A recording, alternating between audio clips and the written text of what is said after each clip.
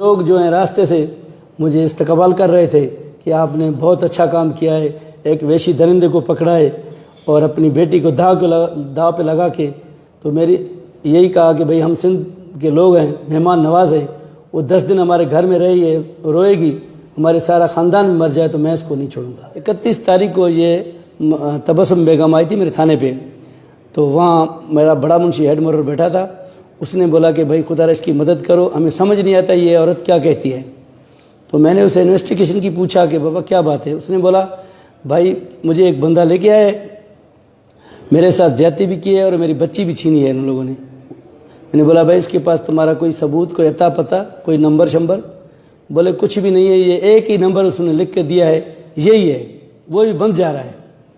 तो मैंने इसको बोला कि ठीक है आप 2 बजे थाने पे आ जाना दोबारा। उसने बोला मैं यहाँ मस्जिद में ठहरती हूँ।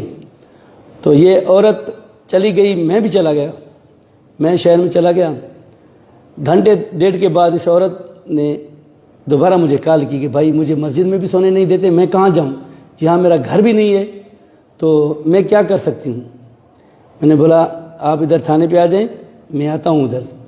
जैसे वो औरत आई मेरे से पहले, तो हेड मोहर्रर ने इसको बोला तुम उसी के घर चले जाओ, वही तुम्हारी मदद कर सकता है। एक सिपाही उसको साथ देकर उसने मेरे घर में भेज दिया औरत को। जब औरत मेरे घर में आई तो वो उधर रो रही थी।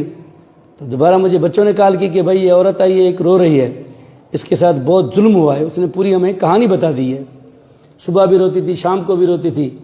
तो मेरी बच्चियों को बोलती थी आप कैसे बच्ची हैं, मेरी बच्ची भी ला दो। मेरे छोटे छोटे बच्चे थे, उनके साथ वो कह रही थी। तो मेरी बच्ची ने बोला, मैंने इनको जब बोला कि भाई तुमको ये करना है, बोले बाबा आप इजाज़त देते हैं तो हम करेंगे। फिर खैरुल्लाह का नंबर खुला हुआ था, जिस नंबर पे मैंने चेक किया तो खैरुल्लाह के भाइयों का नाम आ गया उधर, उनके सिमों का नंबर निकाला। फिर खैरुल्लाह के भाई से मैंने बात की कि भाई मैं एरिया मैनेजर हूँ, कि फलात प्रोग्राम के आपके 50,000 हमारे पास आए हैं इस नंबर पे, ये शनाख्ती कार्ड नंबर है, ये मोबाइल नंबर है, आप हमारे से ले लें। तो उसने बोला मैं सर बाहर हूँ, 1-2 दिन में आ जाऊँगा। मैंने 2 दिन उसकी वेट की। तो 2 दिन के बाद फिर मैंने उससे बात की। बोलता है ऐसे ही 25,000 तुम रखो, 25,000 हमारे को दो। मैंने बोला ऐसे नहीं होगा, आपकी थंब चाहिए, मुझे शनाख्ती कार्ड चाहिए। रखता तो मैं 50,000 रखता ना, तेरे को क्यों बोलता कि तुम ले जाओ। तो आप आ जाएं, आपकी सख्त ज़रूरत है हमें, जब भी आ जाएं, लेकिन जल्दी आ जाएं। मैंने बोला ये आ जाएगा तो मैं उस मंजिल तक पहुंच जाऊंगा, लेकिन वो नहीं आया। इस दौरान अपना खैरुल्लाह का नंबर खुला हुआ था। जैसे खैरुल्लाह का नंबर खुला तो मैंने उस औरत को बोला कि भाई इससे बात करो। तो खैरुल्लाह से बात की कि भाई मेरी बच्ची दे दो और खुदा के वास्ते। खैरुल्लाह ने इसको बोला कि तुम्हारी बच्ची मेरे पास नहीं है, उसके पास है। भाई उसका नाम जाना पहचाना, न अपना नाम बता रहे थे ना पता बता रहे थे। तो उसने बोला कि उसका नंबर तो बंद जा रहा है। औरत ने बोला, तो इसने बोला भाई नंबर मैं तेरे को देता हूँ, उसका नंबर ये खुला है, उसने मेरे को भी गाली दी है।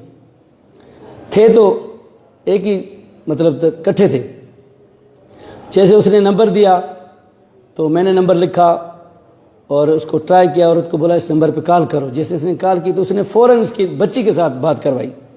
मैंने बोला ये तो इकट्ठे बैठे हैं, एक बंदा नंबर देता है तो दूसरा बच्ची से बात करवाते, तो एक ही जगह पे है।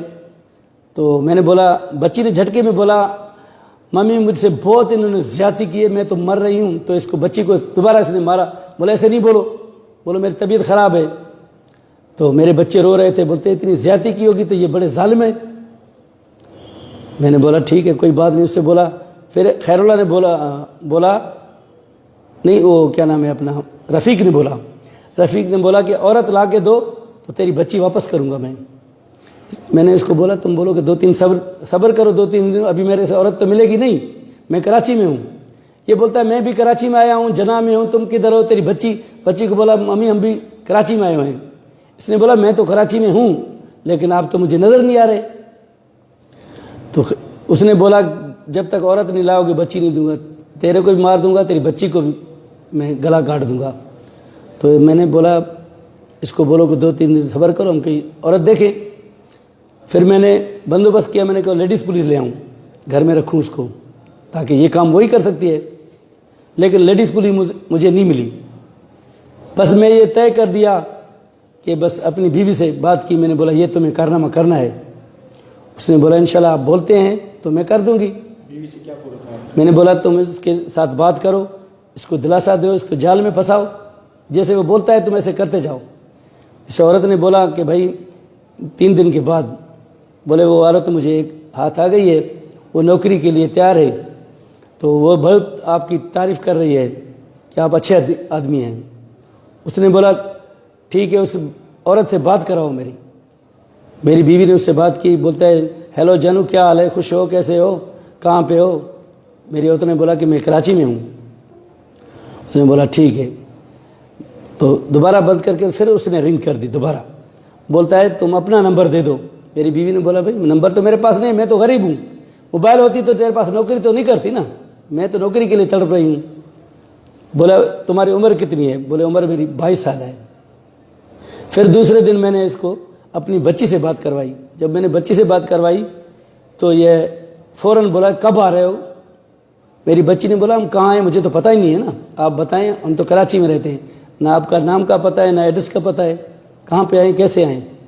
बोले आप कैंट पे चले जाएं, वहाँ से मरी कोच में बैठे या डोमकी कोच में, वो आपको उतार देगी कश्मीर में या तो देरा मोड़ में, जहाँ भी आप उतरे।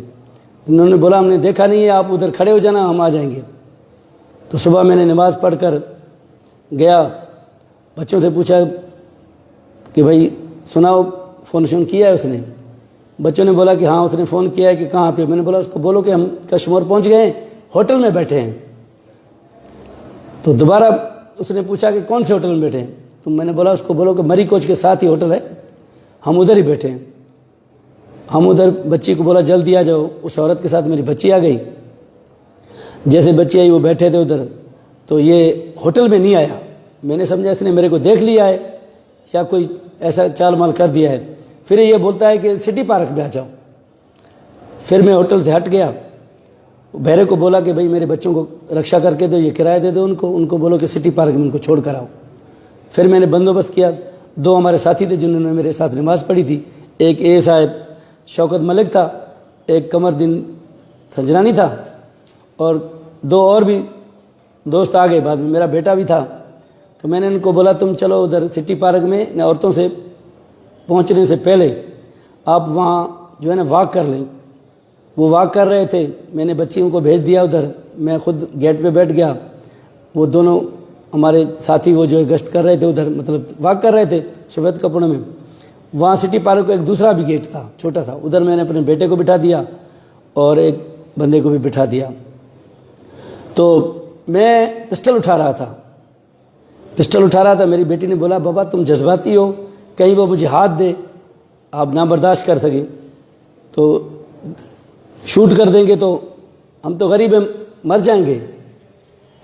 मैंने बोला ऐसी कोई बात नहीं है, चीनी पिस्टल नहीं उठाओ, ऐसे चलते हैं, कोई बात नहीं।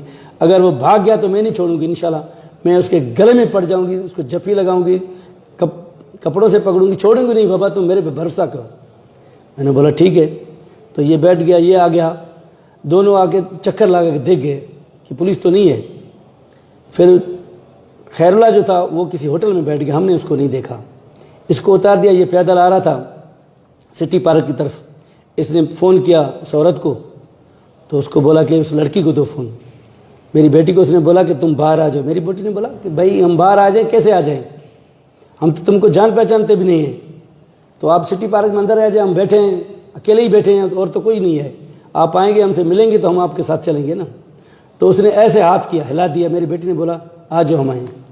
तो जैसे उसने ऐसे हाथ किया तो मैं फ़ौरन गेट पे पहुंच गया। तो ये गया उधर मेरी बेटी के पास, उसको बोलता है तुम नौकरी करोगी? तो मेरी बेटी ने बोला हाँ मैं नौकरी करूँगी। तो इसने बोला अपना निकाब तो हटाओ ना। जैसे उसने निकाब मेरी बेटी ने हटाया तो वो देख रहा था, तो उससे औरत से पूछा कि तुम ये सिंधी लाया हो? ये तो सिंधी है लड़की। उसने बोला मैं सिंधी नहीं हूँ, मैं उर्दू स्पीकिंग हूँ, मुझे क्या पता है। बोले सिंधी में बोलो। बोले मुझे सिंधी नहीं आती है। जैसे वो मतलब हिलने की कोशिश करा, मेरी बेटी ने उसको इधर से पकड़ा, हम भी पहुँच गए, पकड़ के उसको थाने पे ले आए। थाने पे ले आए, मैंने उसको बोला कि भाई बच्ची दे दो। बोलते है बच्ची सही मेरे पास तो नहीं है, खैरुल्लाह के पास है। मैंने तुम्हारी रिकॉर्डिंग है, मैंने तुमसे रात बात की है। तो जो एएसआई मलिक था उसने बोला तुम 1 मिनट इसको छोड़ो, मैं इससे बात करता हूँ। मलिक उसने बात की, उसने बोला कि भाई तुम लड़की दे दो, इसकी तेरे से जान मैं छुड़वाता हूँ, अभी इधर ही तुमको छोड़ देते, तुम चला जा, हम जाने खैरला जाने। तो इसी में फिसल गया, बोलते हुए लड़की मेरे घर में है। पुलिस वाले सारे उसको जान पहचानते थे, मेरे थाने वाले, वो उनके गांव में बैठा था। जब शनाख्त हो गई तो मोहम्मद रफ़ीक की, तो मैं उसको लॉकअप करके अपने SHO को बताया कि सही चलें उधर। उसने बोला चलो।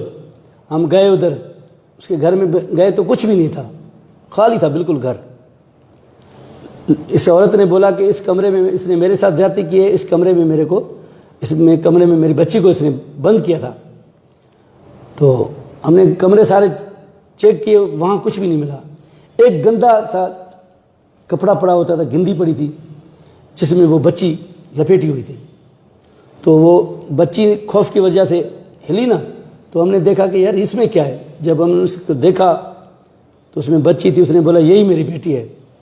फिर मैं उस बच्ची को ले आया हूँ अस्पताल में, वहाँ उसकी ट्रीटमेंट हुई, फिर उन्होंने रेफ़र किया। मैं लड़का ने ले आया, लड़का ने भी मैं उसके साथ था। सबसे पहले मेरा SP साहब का फ़ोन आया, उसके बाद SHO तो मेरे साथ था।